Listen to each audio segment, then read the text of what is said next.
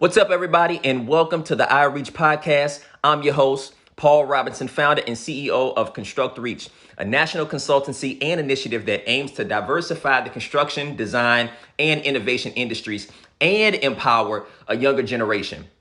Every single week, we are here merging education, industry, and culture with a variety of featured guests that you do not want to miss. So let's go, iReach. What is up, everybody? We are here for another episode, and we've got Miss Jacqueline Grant. Jacqueline, thank you for joining us today on this iReach episode. We are going to get into a lot of conversations here, and so I just wanted to say thank you before we get into some topics and some conversation pieces. And we've already had the conversation, and so you just got a wealth of knowledge that I am so excited for our audience to hear. But thank you. Thanks for joining us. It's a pleasure to be here, and I just want to really thank you for the tremendous work that you are doing. You and your team are just making tremendous waves around the country. Oh, thank you. Thank you. I appreciate that. So listen, Jacqueline, one of the things that we like to do is bring on various guests and allow for our audience to see the wide amount of opportunities that exist within this industry, but also being able to drill down on these individual stories, right, as it pertains to these people who have been able to thrive in the industry. And so people work in various positions. You know, I was in the industry and now consulting the industry, but still engaged, if you will. And so talk to us a little bit about your career journey and how you ended up where you are. Well, do we have a couple of days? Well, it's really about being multifaceted. And I'm a true believer that people are very multifaceted. They may not always see themselves that way. They might see that they are good at one thing or they like one thing. But I'm a true believer that we have a variety of gifts and talents and abilities, and it's our job to water those gifts and to watch them grow, because through any one person's career, they often will shift gears at least 2 to 3 times. Whatever you might have studied early on is sometimes not what you do in your later days. So for me, it's always been about love of people and helping people to be their personal best. And when you find and explore all of the things that make up a person, they can do many things. And when they are supported in that, they can shift and flow as the economy changes, as lifestyle changes, as infrastructure changes. Things change, and the success of a person is really their ability to change with the changing times. So for me, my background was in psychology. It was always about empowering people to be their personal best. And I worked with children and teens to help them to be productive adults. But what I came to find is that you can't really help the kids without helping the parents. So I started to work with parents to empower parents, whether it be from a job standpoint, empowerment from a job standpoint, or from actually becoming an entrepreneur, taking those gifts and interests and making a business out of it, whether that's full or part-time.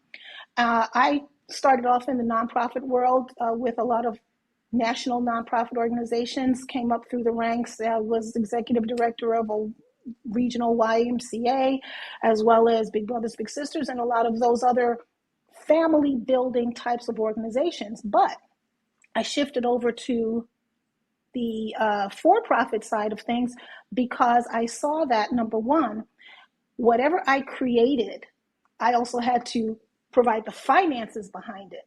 So I started business development, marketing, and I studied business and got an MBA and all those things. But it was all part of the journey for such a time as this, because now one of my particular gifts is being able to see gaps and holes and seeing ways to fill them.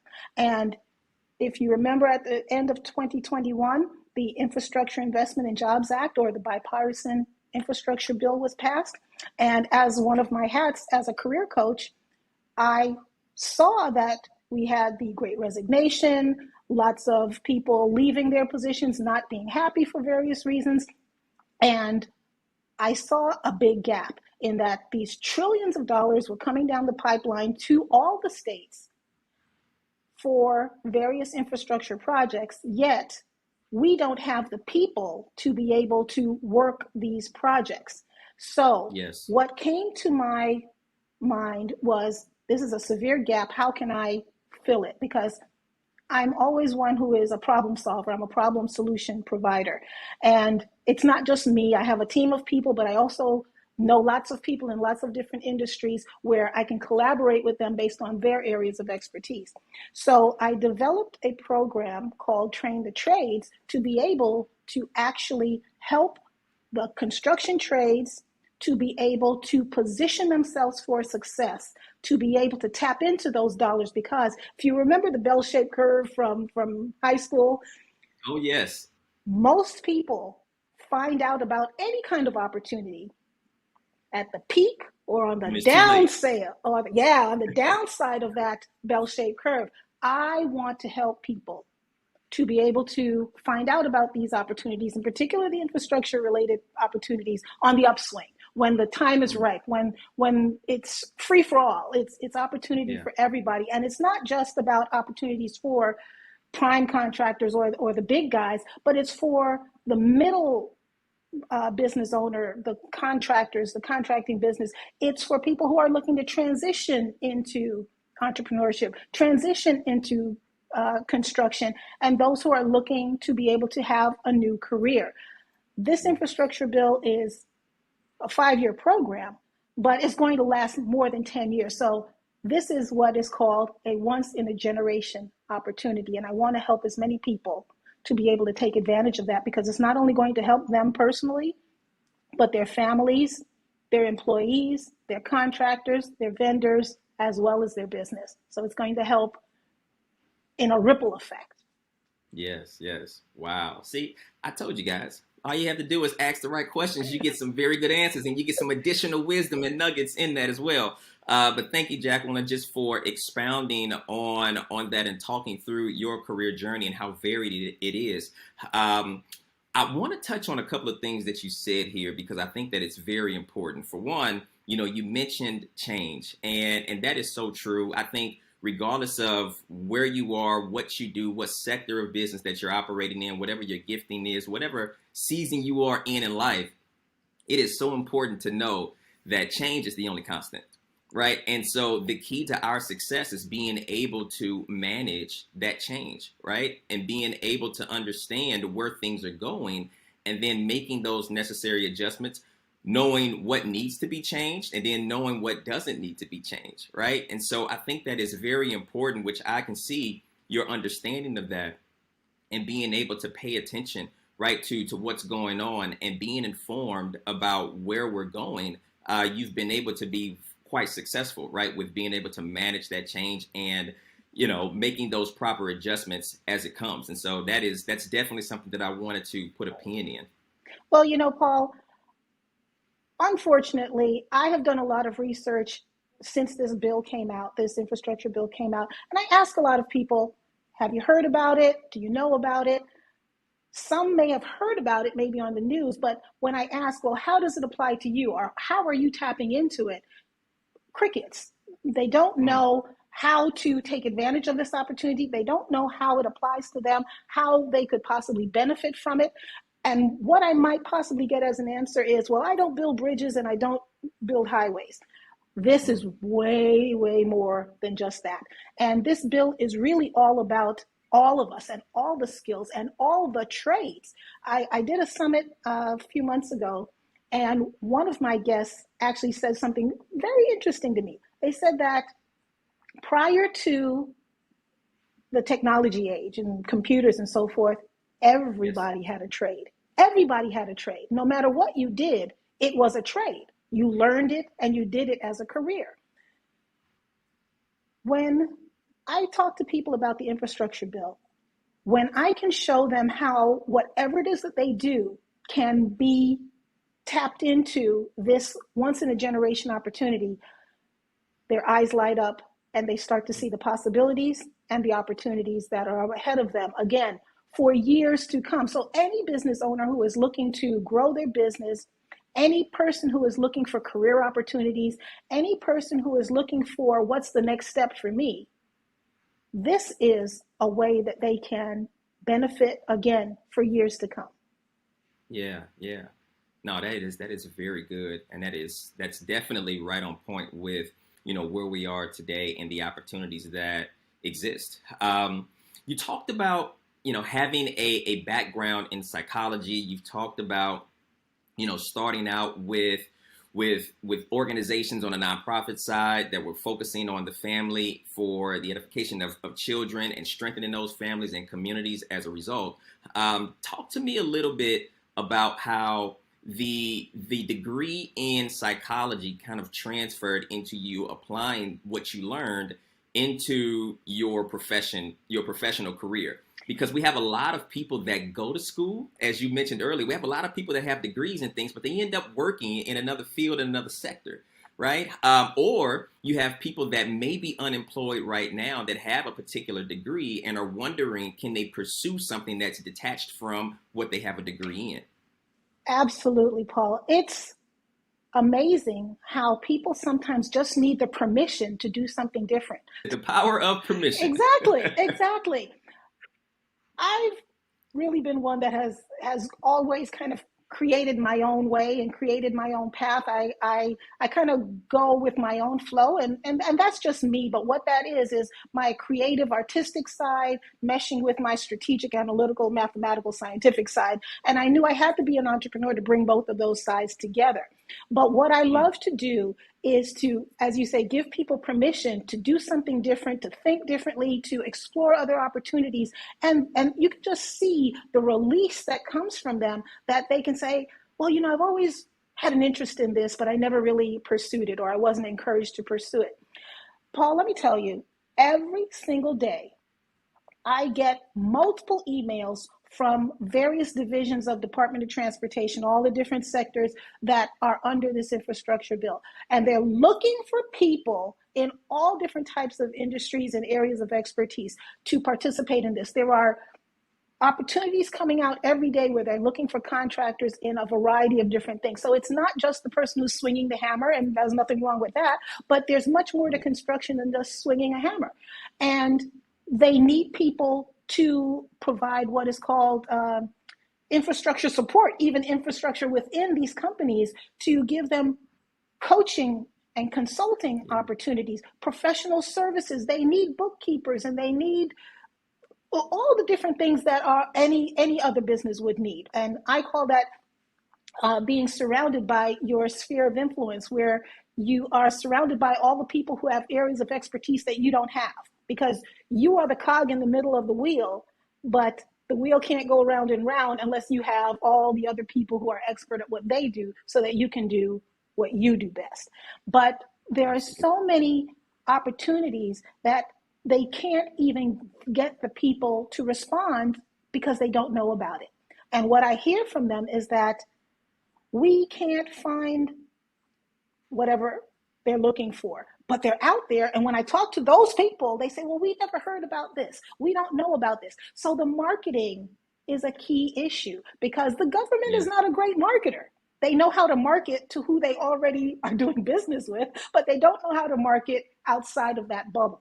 So I see myself as that solution provider, that gap filler, that bridge builder, to be able to tap those two audiences and bring them together, because it's about filling these opportunities. Because I don't know about you in your state, but my state, on a particular topic, I won't go into the detail, but they sent back millions of dollars because they couldn't find a way to utilize it. They didn't search hard enough to find a way to utilize it. So that money that could have been given to the proper causes was sent back because they didn't know how to tap into that audience. So I want to be able to help bring these two sectors together so that the opportunities can be had, not just for now, but for years to come. Because it's only been a short period of time, and I'm already tired of seeing where things are sent back or opportunities are not taken advantage of because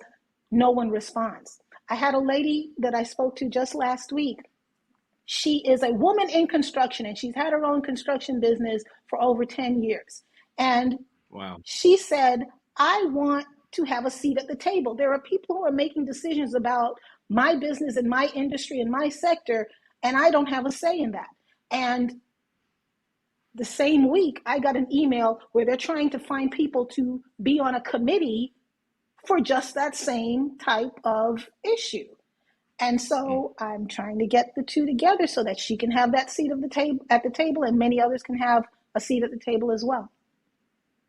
Yeah, no, that is very good. And you know what I hear, like this, in this undercurrent of everything that you are saying, and it ties, everything that you've done thus far in various sectors is this position of serving others, right? And of course we know you want to be successful, you want to make an impact, find a way to serve people, right? Find a way to serve people and allow them to become what they have the potential to become, and being able to solve problems, right? We live in a very problematic world. We always have problems, and being able to identify a way to solve those problems and or mitigate them, right? So that upward mobility, opportunity, flourishing, or what have you happens on different levels in different areas of our lives is always something that will bring value and will spark change and inspire others in the process. And I thank you for everything that you have done, that you are doing, the focus that you have, and being very intentional about informing people to understand how they can begin to thrive where they are. And I think it's a matter of being informed and that exposure and having that network to move forward as well. And so it seems as if you are tackling those things and you're serving as that bridge, if you will. Talk to me a bit, about what's been, because you've been so successful, but what's been your most difficult moment? What's been the hardest challenge for you? Well, as I mentioned, I'm one who often makes my own path, doing things somewhat differently in that I kind of create things that have never been in existence before, or at least not in quite the way that I do it. And one of the things that has been challenging for me is, in essence, serving the construction industry as a whole, because I come from a corporate background. I have the degrees and the certifications and all those things, but being able to transition sometimes is not always an open door of acceptance, because they say, well, you don't work in my industry, you don't do what I do, how would you know? I'm a project manager, I'm a certified PMP. I not only do project management, but I also train others in project management. And I train people to pass the certification exam as well. So if you understand the premise of what actual project management methodology is all about, everything is a project. It doesn't matter what industry, what business type, it doesn't matter. Everything is a project, and you can apply that methodology to any and all types of industries and business types. So getting that across sometimes can be very difficult when someone has the mindset that you don't work in my industry, so you don't know.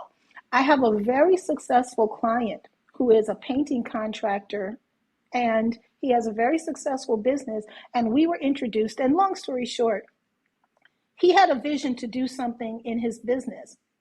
And when we met and we started to work together, the vision grew tremendously. And what he is now doing with me and in his business is leaps and bounds beyond what he thought in the beginning. And one of the questions I asked him as we kind of did a review of our time together and what we've done, what we've accomplished together, I asked him specifically, so did I need to know how to paint or know your painting industry in order to serve you? And he said no. And I asked that question specifically because I already knew the answer, but I wanted to hear from his perspective. Right. And he said no, because what I did was bring my expertise of process and procedure, of doing things more efficiently and more effectively, as well as the creative side from the marketing and all the other things. What he brings is his expertise. And that's what is challenging to maybe transition into a new industry. However, there is nothing that is worth doing if it's not a challenge. Because if it was all easy, everyone would be doing it, and then it wouldn't really be worth anything. Yes. So The transition into the industry is a little challenging, but I'm up for the challenge because I've done other challenges as well. I've transitioned into other things before as well. When I became director of marketing of an HMO, I never had a quote marketing position before. I never had a title of marketing, but everything I had done in my career had to do with creating something that never existed, selling it, marketing it, and promoting it and getting it to sell. So I was able to show that track record without ever having that title. So creating something out of nothing is what project managers do every day. So for me, my father was a master mechanic. My grandfather had a painting contracting business. My uncle builds multifamily housing. I didn't really even see it as the trades. I didn't really see it until I really started to work on this particular project. And I was like, I've been in the trades all the time, but I didn't really see it that way. So the more that I can share my story and share how everything is a project, I've been in the trades, I've seen various things that makes me familiar to those that I'm talking to, I think that brings the wall down and it opens up for conversation. And the more value that I can share of how I can help and fill the gap that they may not have in place, I think that opens the door for opportunity. Wow. Well, thank you, Jacqueline, for being on. We have definitely got to have you on here again because I want us to unpack what you've been talking about and giving us little snippets of throughout this episode here, just about training, the trades, project management, the need for that, and how to best position companies to leverage that. And also the upskilling as well, right? And focusing on the trades. And so being able to expound on those things. As we leave here, because this time goes by so fast, but as we leave here today, any last words for the audience here? How to get in contact with you, how to have a follow-up engagement, because I know we're going to bring you back on. If you would do me that pleasure of being on to expound on those things. But yes. But what do you want to leave the audience with? I want to leave the audience with this. The investment that leads to change is training. And sometimes in the trades, on-the-job training is considered the way to go. It's how it's been done all along and how it should always be. But if you're going to attract a new level of worker, younger levels of workers, replacing those who may be retiring and aging out and so forth, you have to do things a little bit differently to attract them that may not be as it always was. I'd love to help you with that, as well as to tap into the $1.6+ trillion of the infrastructure dollars that are coming to a state near you.